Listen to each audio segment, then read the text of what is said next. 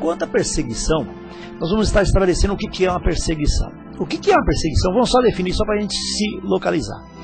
A perseguição é algo injustificado, ou seja, não há motivo algum para alguém estar contra aquela pessoa ou aquela instituição ou aquilo que está acontecendo. Ou seja, ela se torna injusta. A perseguição, ela nunca é justa, ela é sempre injusta. Então, o que é? Injusta, ou seja, não há motivo nenhum, pelo menos nenhum motivo aparente, a não ser destruir a pessoa ou destruir aquela instituição com esse objetivo, para que ela se cale, para que ela não produza nada, para que ela morra por ali, para que ela seja enterrada, como por exemplo, foram enterrados aí a cultura dos incas, que foram enterradas, que ninguém mais lembra dos incas, o que aconteceu com eles foram enterrados, eles foram perseguidos, eles foram aniquilados pela colonização espanhola lá no Peru. E eles foram perseguidos injustamente, porque eram os nativos daquela região, e eles foram aniquilados. Porém, agora nós vamos trazer isso para quê? Para a Igreja de Jesus Cristo. Para a Igreja de Jesus Cristo, nós temos que entender que a Igreja, ela não é uma instituição, ela não é uma empresa. A Igreja de Cristo, ele é um órgão vivo, ele é vivo, ele é dinâmico, ele não para, ele não depende de uma pessoa, ele não depende de uma instituição, ele não depende do pastor, do bispo, do apóstolo, ele não depende de nada, de nenhuma denominação. Ela é viva e é dinâmica, então ela cresce por si mesma. Então o que acontece quando, é justamente isso que nós vamos estar falando, quando alguém persegue a Igreja de Jesus Cristo? E nós vamos estar falando a respeito disso e lendo o nosso texto áureo, que está em Mateus capítulo 5, versículo de número 11. Eu gostaria que a pastora, desculpa pastora, falei, a pastora Regina está aqui juntamente conosco, né pastora? Dá um alô aí com os nossos ouvintes e os nossos telespectadores também, pastora. Glória a Deus. Boa noite, que a paz do nosso Senhor Jesus Cristo seja com você. Boa noite, pastor Lucas, boa noite, Beto. Estamos aqui, né, na lição número 8 hoje. Vocês já perceberam, né, que a falta que ele fez até então, hoje ele vai matar toda a saudade. Não, vou não. Deixa a senhora falar também. Então vamos ler aí Mateus 5:11. Bem-aventurados sois vós, quando vos injuriarem e perseguirem e mentindo disserem todo mal contra vós por minha causa. A verdade prática, apesar das perseguições contra a Igreja de Cristo, o Evangelho torna-se a cada dia mais universal e influente. Nenhuma perseguição haverá de deter o avanço da Igreja. E vamos à leitura bíblica. Glória a Deus. Atos 8, do 1 ao 8. E também Saulo consentiu na morte dele, e fez-se naquele dia uma grande perseguição contra a igreja que estava em Jerusalém. E todos foram dispersos pela terra da Judéia e da Samaria, exceto os apóstolos. E uns varões piedosos foram enterrar Estevão e fizeram sobre ele grande pranto. E Saulo assolava a igreja, entrando pelas casas e arrastando homens e mulheres, os encerrava na prisão. Mas os que andavam dispersos iam por toda parte anunciando a palavra. E descendo Filipe à cidade de Samaria, lhes pregava a Cristo.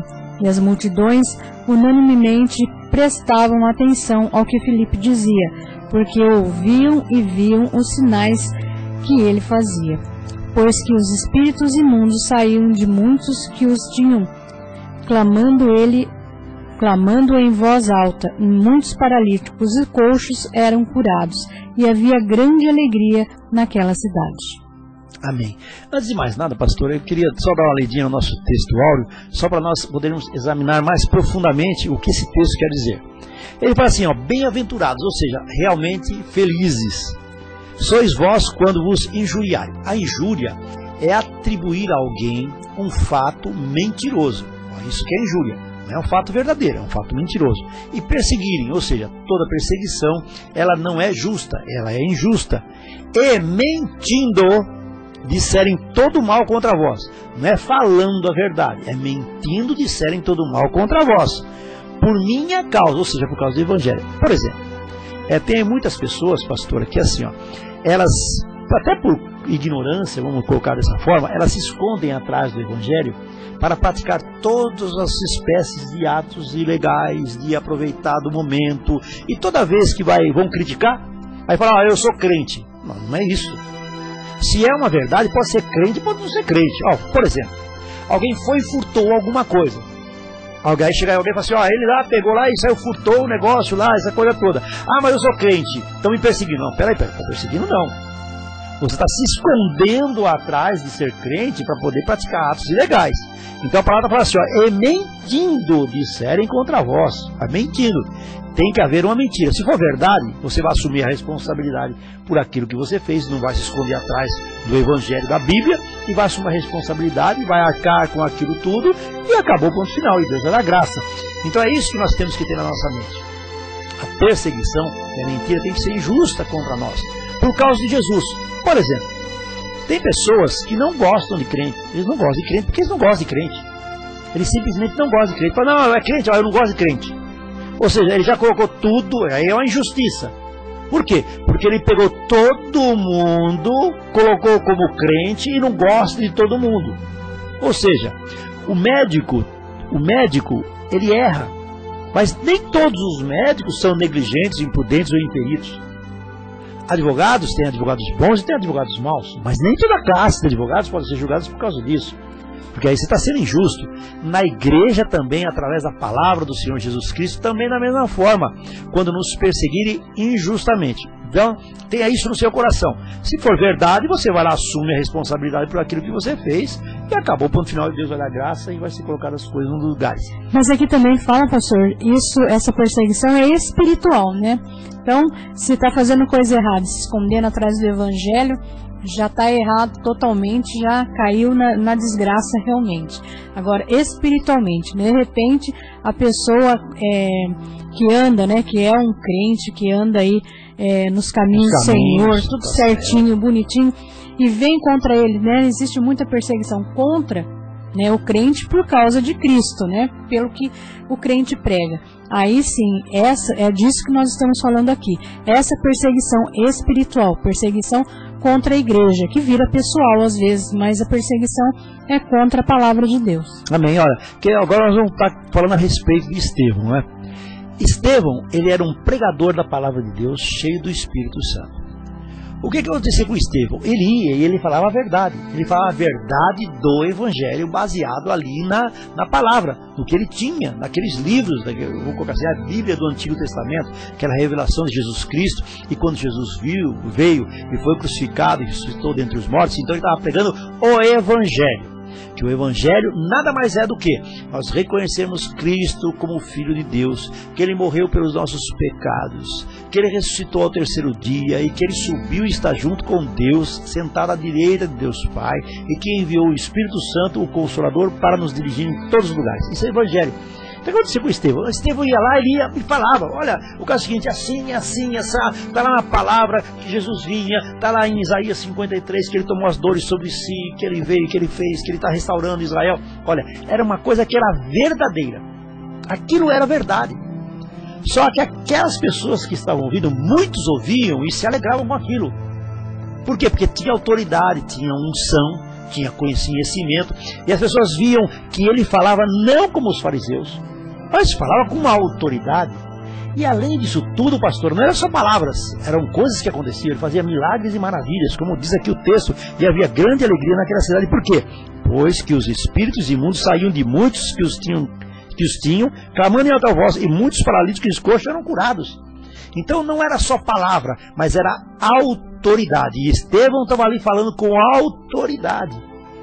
E aí começaram a perseguir ele. Por quê? Porque ali envolvia o Império Romano, envolvia a política daquele tempo, vamos colocar assim. Havia os sacerdotes que tinham muito interesse por trás disso tudo, interesse financeiro, até interesse em se manter na autoridade. Até com medo de perder aquela posição, vamos colocar assim, política que eles tinham. E Estevão falava a verdade. Por causa da verdade de Cristo. É isso que está falando aqui lá em Mateus 5,11. Por causa dessa verdade, aí começaram a persegui-lo. Perseguiram ele de tal forma, pastora, que levaram ele perante os sacerdotes. lá no Sinédrio, e o interrogaram a respeito daquilo que ele estava falando. E ele foi lá com toda a ousadia, e foi lá e fez uma descrição do que aconteceu no Velho Testamento até a manifestação de Jesus Cristo. Ele fez isso com autoridade. A hora que ele falou isso, que eles ouviram que Jesus Cristo era o Senhor, que ele, Jesus Cristo, era o Messias prometido, e que ele olhou para os céus e que viu Jesus Cristo assentado à direita de Deus, aí acabou. Aí foi a conta. Aí foi a gota d'água para os judeus a respeito disso. Pegaram ele e foram apedrejados. E realmente ele foi apedrejado, né? A gente ouviu uma história dessa, dá um chororô no coração da gente. Já pensou, pastor? Olha, um homem que falava a verdade, um homem que dizia a verdade, que não fazia mal, muito pelo contrário, quando ele ministrava, aconteciam as coisas, os demônios eram expulsos, os coxos andavam, eram curados também as pessoas que têm enfermidade. Poxa, só fez o bem, não fez o mal. Sentença: morte, vai ser apedrejado. Puxa vida, aos nossos olhos humanos, acabou por ali. Bom, morreu, acabou. E havia um personagem nisso tudo chamado Saulo. Saulo, ele era um perseguidor da igreja de Jesus Cristo. Ele perseguia mesmo, entrava nas casas, pegava os crentes, levava para lá, se precisava matar, ele matava. Ele não tinha escrúpulo nenhum, ele era uma pessoa zelosa pela lei. Esse era um personagem. E quando Estevão foi apedrejado, o que aconteceu? Saulo estava ali consentindo na morte de Estevão e estava segurando a roupa daqueles que o estavam matando, que estavam apedrejando. Olha só, triste fim, né? Parece que a história acabou por aí, né, pastor? Dá a impressão de assim, ó, acabou. Estevão morreu, ele falou a verdade, acabou, miau, miau, miau. Mas Jesus falou assim, ó, se a semente não morrer, ela não poderá dar fruto. Estevão era uma semente, pastora, não é verdade? Com certeza. A gente vê aí que, por mais que fosse perseguido, né, os cristãos da época fossem perseguidos, por mais, né, ainda se crescia muito a igreja, já por causa da perseguição, né? A perseguição levou ao crescimento, longe do que eles pensavam que iria matar, iria acabar, como os incas, né?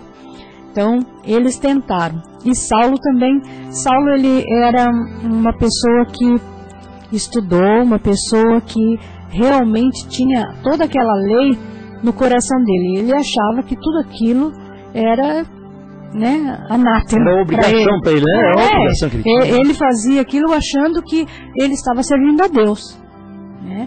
Mas a gente vê aí que, assim como todos os personagens, né, acabaram crendo, porque viram as coisas acontecerem, né? Eles puderam ver as coisas acontecer. No caso ali, ele foi apedrejado, mas no caso ali, Estevão não morreu. A palavra dele continuou, persistiu e ainda foi além, foi longe, né? Andou e fez com que os crentes crescessem, né? As igrejas crescessem por conta disso. Então, pastor, é interessante assim, ó. Né, Jesus fez essa referência a respeito da semente, e é muito interessante isso, né? Se você pegar uma semente e deixar na sua mão, ela vai apodrecer, ela vai desaparecer. Porém, se você enterrar a semente e ela morrer, aí ela vai produzir muitos frutos, aí realmente ela vai dar frutos. Assim, é tremendo por causa disso. Por quê? Naquela hora que Estevão tinha morrido, Saulo estava ali, o maior perseguidor, pastor, o maior perseguidor da igreja de Jesus Cristo, de todos os tempos, estava ali assistindo a morte dele. A hora que Estevão expirou, a hora que ele morreu, alguma coisa aconteceu dentro do coração de Saulo. Pode ter certeza, uma semente foi e dos colocada. Outros também, né? Então, mas ali, como Saulo é o personagem principal que nós vamos estar desenvolvendo em cima dele, então assim, olha, ali Saulo, naquela hora que ele viu, algo aconteceu na vida dele. Alguma coisa aconteceu, eu não sei dizer o que, mas ele falou assim, como é que pode? Uma pessoa que só fazia o bem, que falava a verdade, que acreditava naquilo, que tinha fé naquilo, com aquela autoridade toda, que não tinha crime algum, que não lhe foi imputado crime algum, pagou com o preço da sua própria vida para falar isso. Uma semente ficou no coração de Saulo. Ali ficou plantada uma semente. E essa semente, pastor, veio a produzir mais fruto ainda, ela foi mais contundente ainda, quando ele teve aquela experiência que Jesus falou para ele, Paulo, no caso Saulo, Saulo, por que me persegues? Aí aquilo deve ter vindo no coração dele de alguma forma, mas quem é o Senhor? Eu sou Jesus Cristo a quem tu persegues. É duro recalcitrar contra os aguilhões. Saulo, naquela hora ele não conseguiu enxergar mais nada. E a pregação da palavra de Deus e o Evangelho foi, que terminou na vida de Saulo, foi justamente quando Ananias chegou lá. Quando o Espírito Santo foi e falou para ele, falou, Ananias, você vai lá em Tarso, você vai lá em Damasco, você vai falar com Saulo, ele estará sem enxergar e eu vou usá-lo como um instrumento de bênção para todas as nações, para levar a palavra. E Ananias falou assim, mas Senhor, ele era o maior perseguidor da igreja, queria matar todos os crentes, Senhor, mas Deus sabe o que faz. E Ananias foi lá e evangelizou Saulo. A partir daquele momento ele não era mais Saulo, ele era Paulo, era totalmente diferente. Olha que interessante, pastor. A semente, que nós olhamos como se ela tivesse morrido, ela foi e produziu mais frutos. Gostaria que você vai comentar a respeito disso, pastor. É desse jeito, né? A gente que conhece a palavra, a gente sabe que realmente a semente, quando ela cai, né, em terreno fértil, ela produz frutos. E eu acredito, né, que a semente, ela pode cair em qualquer terreno. Uma hora ou outra ela vai ser regada e ela vai dar frutos, né? Porque a palavra de Deus, como já diz, não volta vazia. E a palavra dele é a semente. Quando nós lançamos a palavra do Senhor para alguém ou para algumas pessoas, a gente, quando coloca isso, é uma semente. A gente está lançando a semente naqueles corações. E por mais que a gente veja assim, a pessoa não desenvolvendo ou a semente não crescendo naquele momento, pode ter certeza que ela vai crescer uma hora ou outra, porque ela foi plantada. Então, ela pode não dar frutos no momento, mas com o tempo, com certeza, né, como foi o caso de Saulo. Saulo, ele recebeu a semente por Estevão, né? Algo mudou na vida dele, algo mudou mais ainda quando o Senhor falou com ele. Então ele viu que ele não estava perseguindo os crentes, ele estava perseguindo o próprio Jesus Cristo através dos crentes. E é isso que a lição de hoje vai nos ensinar, vai falar conosco. Essa semente lançada, essa semente, ela dá frutos, de qualquer maneira ela dá frutos, né? Pode ser no coração mais duro que foi lançado, uma hora ou outra ela vai dar frutos. Então, que você não se canse de semear a palavra do Senhor para as pessoas, né? A gente começa dentro do nosso lar, começa com os nossos familiares, os nossos parentes, e pode ter certeza que com o tempo nós vamos ver essa semente brotar, essa semente dar frutos, como foi o caso aqui. E a semente é a palavra de Deus, e a palavra de Deus, ela sempre que for lançada, ela não volta vazia. Pode ter certeza. Tem pessoas que desistem rápido, né, pastor? Chega, né, eu lancei, já fiz minha parte. Realmente, você fez sua parte. Agora, deixa que o resto, o Espírito Santo vai fazer. Não se acomode, né? Ore sempre, mas também não precisa ficar lá falando toda hora, né? Vai e ore. Não seja um chato, né? Ore, porque realmente a semente, como aqui no caso nós estamos vendo, essa semente que foi lançada, essa semente nós lançamos também e ela vai dar frutos. Uma hora ou outra nós vamos ver esses frutos e vamos nos alegrar no Senhor. Amém. E o interessante, pastora, é que eu não vou falar o nome da denominação, mas houve um tempo que a imprensa, os jornais, a televisão, os meios de comunicação estavam com a perseguição enorme contra uma determinada denominação evangélica. Até prenderam o responsável por aquele ministério, que era um bispo, tal, deixaram ele da cadeia, tal, essa coisa toda. Ali a impressão que se tinha era assim, acabou.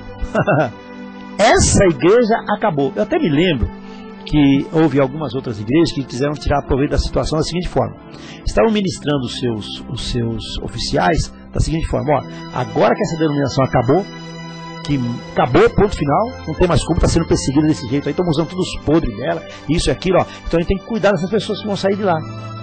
Pastora, nunca na história desse país, nunca na história desse país, uma denominação evangélica cresceu tanto quanto aquela. É verdade. Porque não é uma instituição. Saiu bastante, mas entrou muito mais. Muito mais, e é a maior denominação evangélica do Brasil. Uma das maiores do mundo também.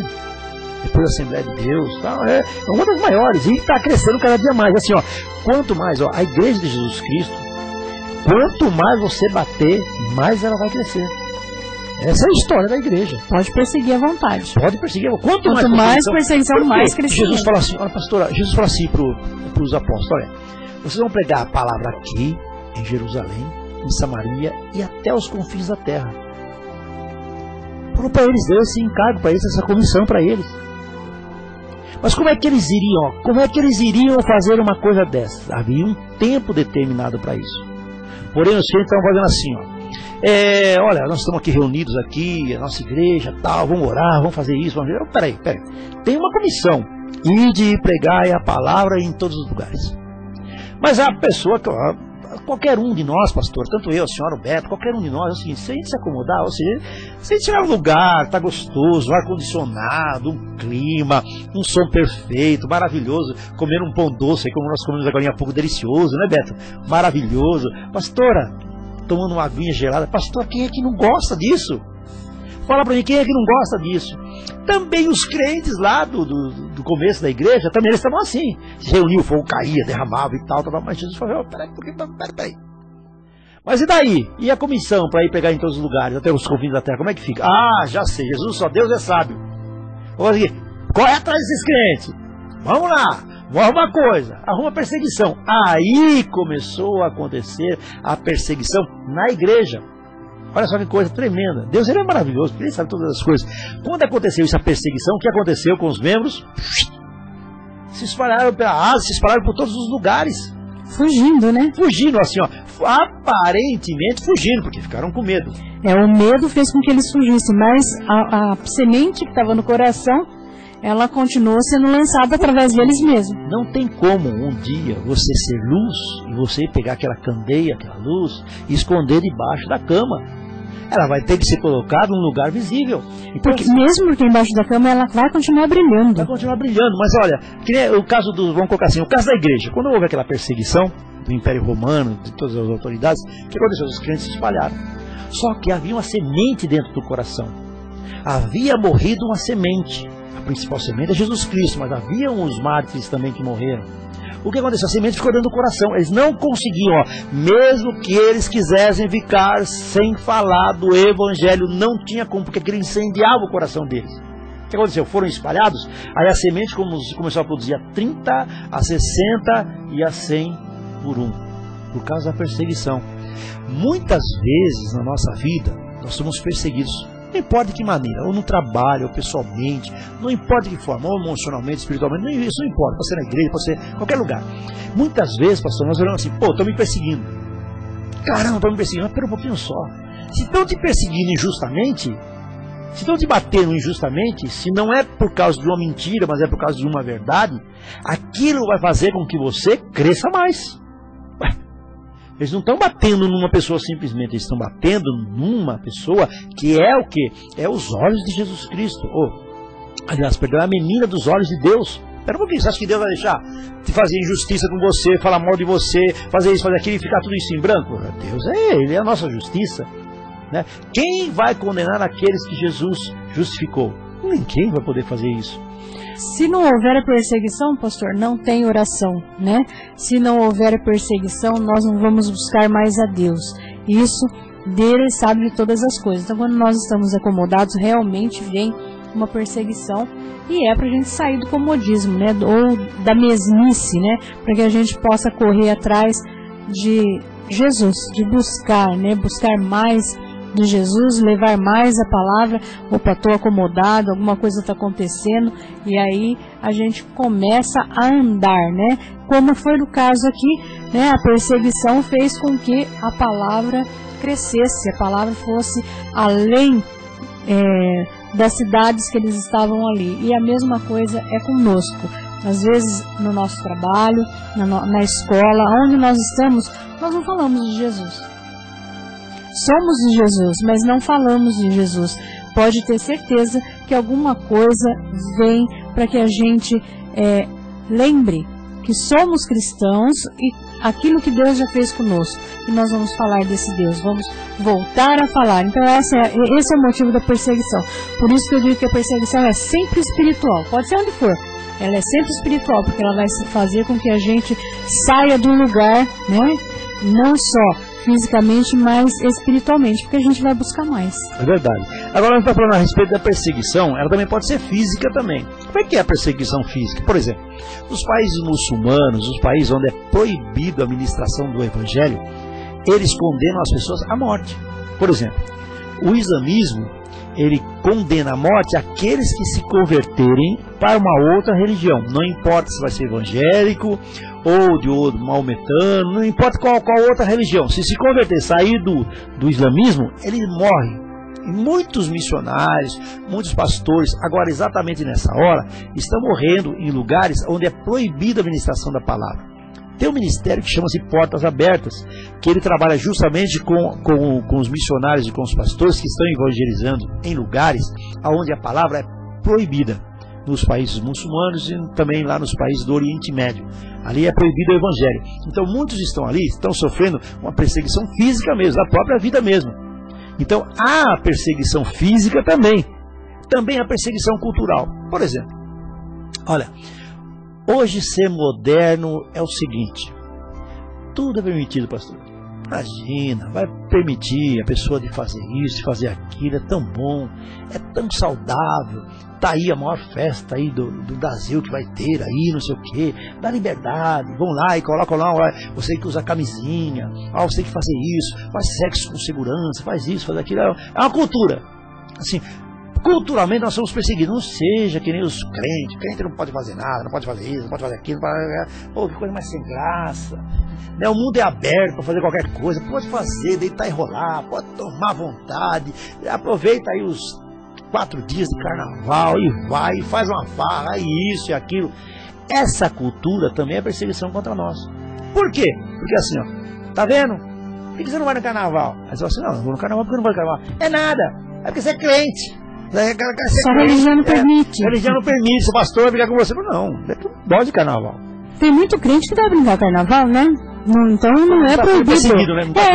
Não é proibido. Mas que nem culturalmente nós somos também.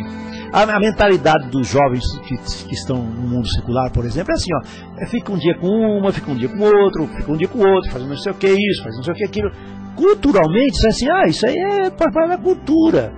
O Brasil é conhecido lá no exterior como um país onde o sexo é praticado. As pessoas têm a impressão, né, alguns países têm a impressão, e algumas pessoas também, aqui no Brasil é assim, ó: todo mundo anda pelado, que nem índio. É incrível, mas tem isso, mas tem. Pessoas que pensam isso. É verdade. Mas é verdade. Quer fazer sexo? Vai pro Brasil. Quer dizer, a cultura do mundo, ela também nos persegue. Porque a hora que você quer fazer o negócio certo, já vem com acusação em cima de você.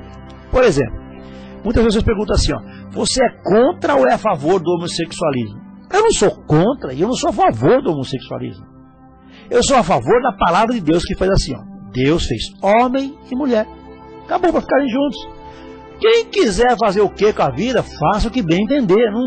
Para mim não tem problema. Eu não vou ficar discutindo isso. Mas não discriminar, né? Não, eu não vou discriminar de forma alguma, muito pelo contrário. Mas eu sou a favor da palavra de Deus. A palavra de Deus fala assim, ó: Deus fez o homem e fez a mulher para que os dois ficassem juntos. É só isso. Mas você é contra? Não, eu sou contra e sou a favor. Muito pelo contrário, né? Para ficar mais isento ainda. Eu sou contra o que Deus está falando. Ele falou o quê?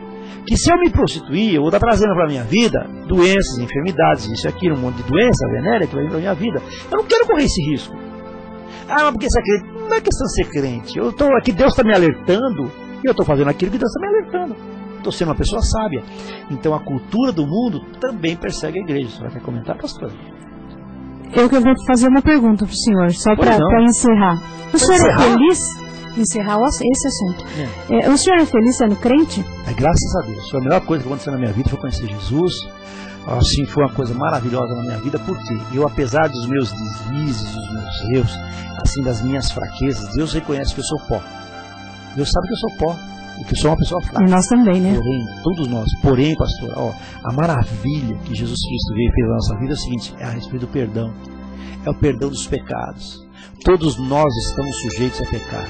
Tem pessoas que pecam, pastor, e depois elas ficam no coração, elas não têm um arrependimento, mas elas trazem aquilo dentro do coração, aquela mágoa, aquele ressentimento que vai perseguindo elas a vida toda. De elas terem feito no dia alguma coisa que prejudicou alguém, ou ter feito alguma coisa que deu um dano a alguém, então elas carregam aquilo pro resto da vida. Nós cristãos, nós temos Jesus Cristo, nós chegamos diante dele e falamos assim, Senhor, fiz isso, eu reconheço que era errado, que realmente é errado, eu não posso proceder dessa forma não, coloca paz no meu coração, e nós temos o perdão no nosso coração. E isso é maravilhoso para a nossa vida, isso é maravilhoso, e isso aí veio através de uma semente, que essa semente veio o Evangelho. Depois que eu conheci o Evangelho, depois que eu conheci a Palavra de Deus, é que eu realmente fui, a partir daquela data, sendo uma pessoa cada dia mais feliz. E hoje eu não tenho a felicidade completa, mas cada dia mais, um pouquinho, eu tenho essa felicidade dentro do meu coração, pastor. Então é isso, a perseguição cultural, ela vem e consegue arrastar muitos cristãos, muitos crentes, né, a fazer coisas que eles são contra. Né? Dentro deles vai haver aí um arrependimento, dentro deles vai haver uma consequência. Eu já penso que para mim não faz falta. Eu não nasci em berço evangélico, o pastor também não nasceu. Então nós conhecemos, nós participamos do mundo, participamos, né, da festa. Dessa festa aí eu participava 8 noites, não era 4, era 8, né? Já começava antes. E isso hoje para mim não faz falta não porque eu sou crente, porque aquele vazio que eu tinha e eu buscava nesse tipo, né? Eu sei quem eu sou, o que eu estou fazendo e para onde eu vou, né? Exatamente. Então, isso que me faltava e eu tentava preencher, só que quando acabava também. Hoje não, hoje eu tenho plena satisfação em orar, em buscar ao Senhor, em curtir aquilo que eu me sinto bem, me sinto feliz. Então isso, por mais que haja essa perseguição cultural, aquele que está firmado na palavra, ele vai se manter firme e vai continuar. Por quê? Porque o vazio foi preenchido pela semente. É verdade. Agora outra coisa, pastora, a respeito de perseguição institucional, ou seja, aí é como igreja mesmo, como instituição.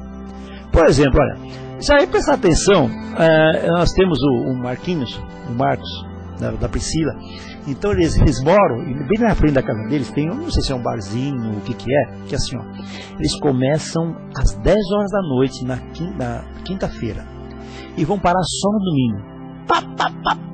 Colocando música, não sei o que, o Marquinhos fala, meu Deus, eu aguento, é 2, 3 horas da manhã, quando de manhã os caras vão dormir, depois chegar à noite, aquela farra, aquela coisa toda, olha, tudo bem. Agora, experimenta você colocar uma igreja para fazer uma vigília. Não, experimenta, aqui no nosso caso, na Zona Norte. Né? Eu vou fazer a vigília lá, os vizinhos já vêm lá e falam, não, que isso, o cara tá fazendo barulho aí, até a meia-noite, aquele som alto, aquilo não sei o que, só podia ser igreja. Agora, se você vai lá e monta um barzinho e coloca a música do mundo, aí o que acontece? Aí pode. O que não pode é a igreja. Aí que não pode é a igreja. Você quer ver uma coisa? Há um movimento aqui em São Paulo, que é o movimento a respeito do homossexualismo. Pode-se fazer, não há problema algum na Paulista. Não tem problema, pode fazer. Agora, quando vai fazer um evento da igreja evangélica, na Paulista não pode. Não pode, porque vai atrapalhar o trânsito, vão fazer em outro local. Aí determina um outro local. Por quê? É justamente por causa disso mesmo, é uma perseguição institucional. Por exemplo, teve um grande ministério aqui em São Paulo, que eles foram lá, a igreja lá, e a prefeitura foi lá e queria simplesmente fechar por falta de condições de segurança. Porque lá cabiam acho que 40, 50 mil pessoas. Então o que acontece? O trânsito ali ficava complicado, aquela coisa toda, mas porque tem 40, 50 mil pessoas. Aí eu assim, ó, nós vamos fechar. Daí o responsável por essa igreja, ele falou assim, ó, vocês vão viajar aqui, não tem problema nenhum. Nós vamos pro Canindé. Não tem problema. Não tem problema, vamos pro Canindé. Foram no Canindé, atrapalharam, entre aspas, né, pro mundo, atrapalharam a marginal. Ninguém podia passar na marginal. Poxa vida, caramba. Quer dizer, quando é para os outros fazerem um campeonato de futebol, tá lá uma final de futebol, pode atrapalhar todo mundo. Pode quebrar ônibus, pode quebrar casa, pode deixar carro em cima da calçada, pode fazer. Agora, quando é um evento da igreja evangélica, não. Aí não pode, é difícil, é isso, é aquilo, coloca obstáculos. Porém, tudo isso nunca impediu de ser realizado, vamos colocar assim, um SOS da vida, nunca impediu de ser realizada uma marcha para Jesus, não importa, eles tentam fechar, tentam calar, mas não conseguem de forma alguma. Querem fechar a igreja? Vai para o estado de Canindé, chega lá mais gente ainda, porque quanto mais você bater, mais vai crescer, não tem como, não é verdade? Graças a Deus, né? Graças a Deus, que Ele está no comando de todas as coisas e é bíblico, né? Como nós estamos vendo aqui, que foi o caso, né? Como na igreja primitiva, quanto mais perseguição houve, mais crescimento, continua hoje também. Quanto mais perseguição, mais há o crescimento para a tristeza, né, do povo. É verdade. Para o convertimento, quem sabe a semente, né? Isso que é interessante, agora vem esse dia, essa semana que é a semana de carnaval, né? Então tem pessoas que ficam acordadas aí fazendo bagunça aí os 4 dias de carnaval.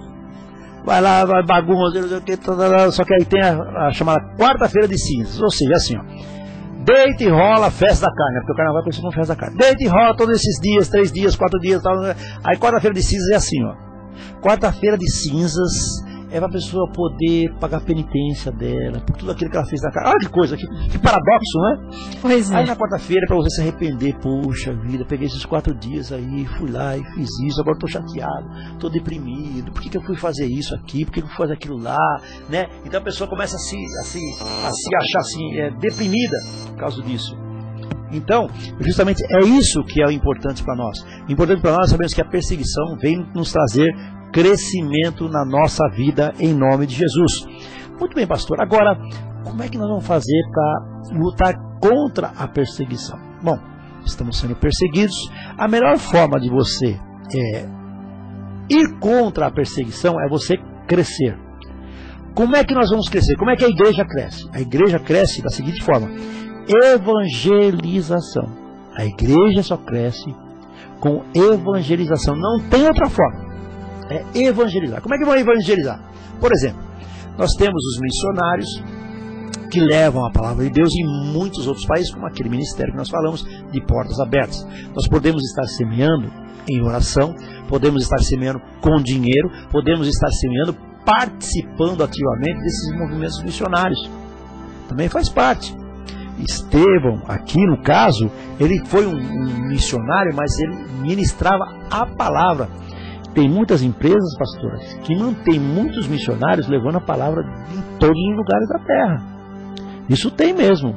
Então, a melhor forma, uma das formas, é justamente a evangelização e fazendo missões. Tá certo, pastora? Quer comentar? Tá certo. Nós fazemos a nossa parte aqui, né? Nós vamos aonde alcança a internet, para honra e glória do Senhor. Então, nós estamos fazendo a nossa parte, estamos evangelizando. E olha, aproveitando, nós vamos ter o nosso evangelismo dia 8, na altura do número 900 da Avenida João Paulo I, às 19 horas.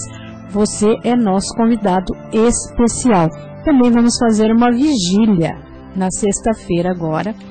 Vamos estar na Zona Norte também, fazendo essa vigília. Não vai ter barulho, pode ter certeza, porque, né, como bons cristãos, não podemos. Não, agora no carnaval você vai fazer barulho, vai estar todo mundo lá, não vou estar preocupado. Mas, deve ser um negócio de escola de samba também. É bem capaz. Né, mas podem chamar a polícia também, né? Mas, não vai chamar no carnaval, não vai chamar, não vai. Mas você está convidado a participar conosco, amém, a ouvir, né, a palavra do nosso Deus Todo-Poderoso. De repente, não conheço, então você vai conhecer, para honra e glória do Senhor, amém? Amém, glória a Deus. E em segundo lugar, apresentando uma apologia da nossa fé. O que é a apologia da nossa fé? É nós conhecermos a respeito daquilo que fundamenta a nossa fé. Porque muitas vezes, pastor, tem alguns movimentos assim, de seitas, heresias, que eles conhecem a Bíblia, viu? Às vezes melhor que o crente. Exatamente. Aí eles vêm nos confrontar a respeito dos nossos conhecimentos e muitas vezes nós deixamos muito a desejar. Por exemplo, tem algumas pessoas que querem evangelizar, por exemplo, uma outra seita aí, eu não vou falar nomes nem nada, mas uma outra seita, todo mundo sabe, né, que é Testemunhas de Deus, aquela coisa toda, tal, vai evangelizar. Só que eles conhecem bem a palavra, eles têm lá o livrinho deles, eles têm a orientação deles, só que eles conhecem bem a palavra. Então o que é a apologia da sua fé? É você mostrar que você conhece aquilo é você mostrar que conhece o fundamento da sua fé. Ela está perfeitamente fundamentada. E quando você conhece, você não se deixa ser enganado. Porque a pior coisa que tem na vida de uma pessoa é a pessoa falar de um assunto que ela não tem conhecimento. Aí vão indagar a respeito de ou vão fazer uma pergunta a respeito desse assunto e ela não vai saber responder ou vai se atrapalhar. Aí é ruim o crente, né? Ser confrontado com a Bíblia. Né? Eles já aproveitam e lançam a semente deles, que é para tirar o foco. E aí o traz foco confusão, né? Aí fala, será que é? Será que não é? A pessoa fica muito... Eu lembro que teve uma vez que aconteceu o seguinte, numa dessas seitas, eles falaram assim, olha, sabe por que eles falaram assim, nós somos contra dízimo e oferta. Sabe por que nós somos contra? Por que foi instituído o dízimo e a oferta? Foi instituído para sustentar os levitas e a casa do Senhor, porque eles precisavam de mantimento, os levitas não podiam trabalhar, porque eles eram encarregados de estar cuidando dentro do templo. Essa foi a fundamentação do dízimo e da oferta. Porém, hoje em dia, não há mais levitas, nós estamos no Novo Testamento, então você não precisa dizimar e ofertar. Tudo bem, sem problema. Vocês, como é que vocês fazem para se manter? É o seguinte, nós vendemos aqui essas revistinhas aqui a 10, 20, 30, 40, 50 reais, que é para você estar lendo, para você estar se instruindo. Tudo bem.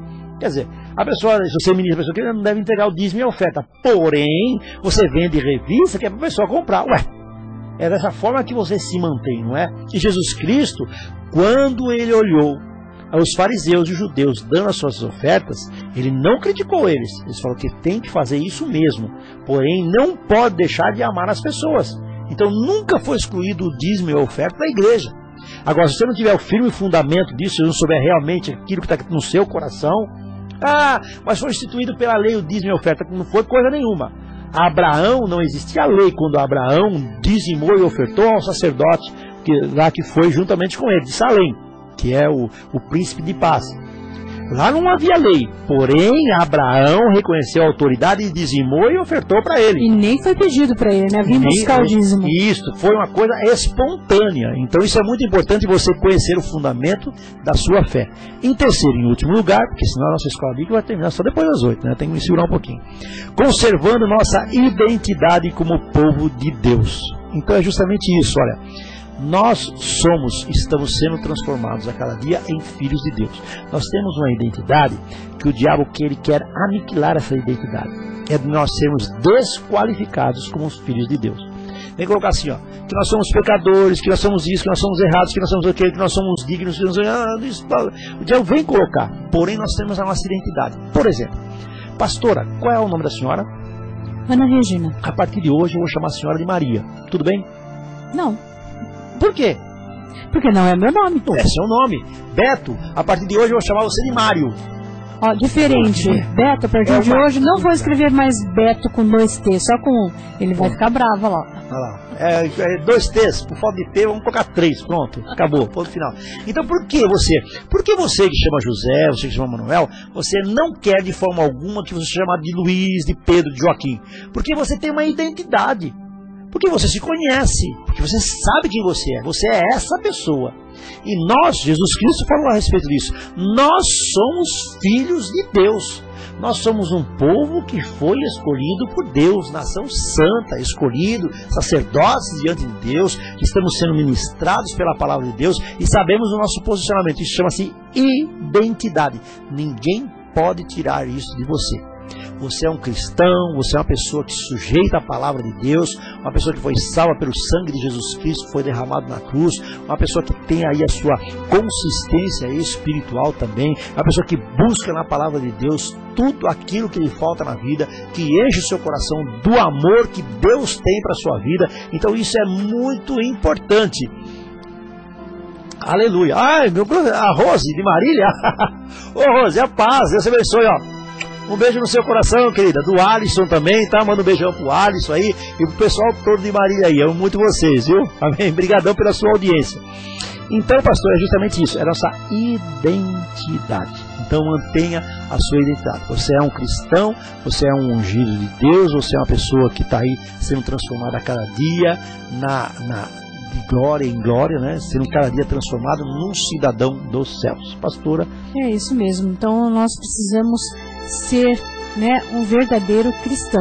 Não podemos cair aí nas artimanhas de Satanás que tenta nos roubar, né? Nos roubar aí essa identidade. Somos luz e ele trevas. Então nós precisamos nos manter na luz. Não caia em qualquer conversa, em qualquer coisa que venha contra aquilo que você já conhece, mas que você fique firme na palavra de Deus. Essa é a única que pode te manter aí na salvação eterna, tá bom? Você, esses dias, tem muitas tentações, tem muitas coisas que vêm contra nós, contra os cristãos, ou contra você, que talvez não seja ainda cristão, mas sabe que isso não faz bem nenhum. Você se mantenha do jeito que você está.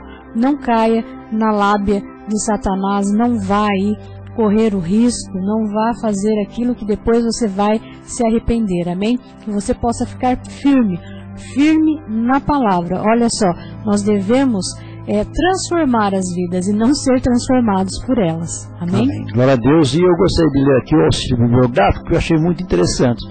Então ele nos fala o seguinte, ó: os escritos de Basílio sobre a perseguição de Dioclécio dão uma ideia geral do que foram as crueldades e os horrores daqueles dias.